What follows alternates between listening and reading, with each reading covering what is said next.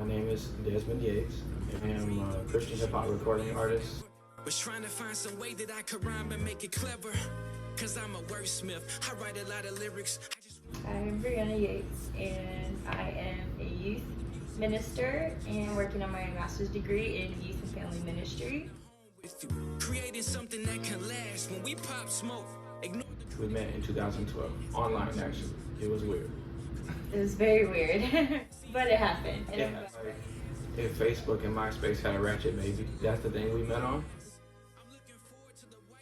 She reached out to me first. I did. I thought he was cute. I thought he was really cute. So that's really how it started. But we built a friendship. So we had that first. Getting to know each other was important before we even started pursuing one another. Getting married at such a young age, what advice would you have for others, or what worked for you to get you guys to this point? 20. Oh my goodness. She was 18 or 19, I think. We were like stupid young, really baby. Like the first couple of years for us was just figuring each other out. We knew what we wanted, and we wanted to make sure that what we did with our time was going to be effective and fruitful and meaningful, and not just see where it goes or just date just to date. But this was the part of our life, the point of our life where we were really intentional about what we were going to do with our time and who we were going to use that time with. Have a realistic expectation of we're two human beings. We love God. We also understand that there's going to be struggle. Allow yourself time to evolve and to grow. And that takes patience, being patient with yourself, not comparing your marriage to anyone else's marriage, not comparing your growth or your journey. Our generation struggles with instant gratification really bad. And it doesn't help when you have things like social media. We feel like because we didn't have this, or we wasn't set up like other people, our marriage was failing. We're trying to figure out how to understand finances, and we're trying to, intimacy. We don't have the house yet. We don't have this yet. We don't have that yet. And we're using other people's marriages as a measuring stick, not really understanding. We don't know their situation. We don't know what they went through. Let's look at our marriage. Let's look at how far we've come. Let's look at our family history. My dad was divorced after a year. And my mom got my stepdad, and they were together, but they never married.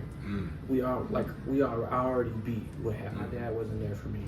Dad's already got beat. I'm there for my son and my daughter. I didn't have a relationship with my dad. I have a relationship with my son and my daughter. That's a generational curse that's been stomped out. My mom, my dad weren't stable. We didn't have family time. We didn't go to church. We didn't spend time with one another. Those are all accomplishments. And the enemy wants you to focus on what you're not doing instead of what God is doing.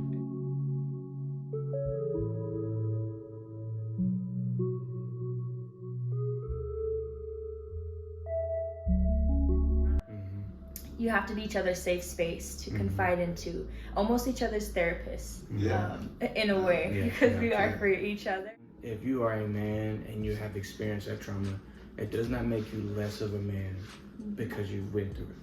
And I believe that, especially in the African American community, we tend to hide these things and sweep it underneath the rug. And this being your spouse, it has to be a place of security and safety, a safe place where this is not going to be brought up in an argument, because that's is very hurtful, especially coming from a trauma background. And to understand that healing is a journey and it's a process.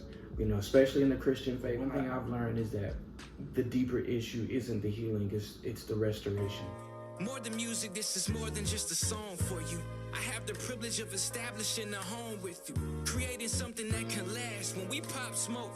Ignore the critics, we know the internet has got jokes. Let's pray for them, cause I know they more than miserable. Seeing somebody make it God's way has them irritable. Let's make a toast to the life I know we has.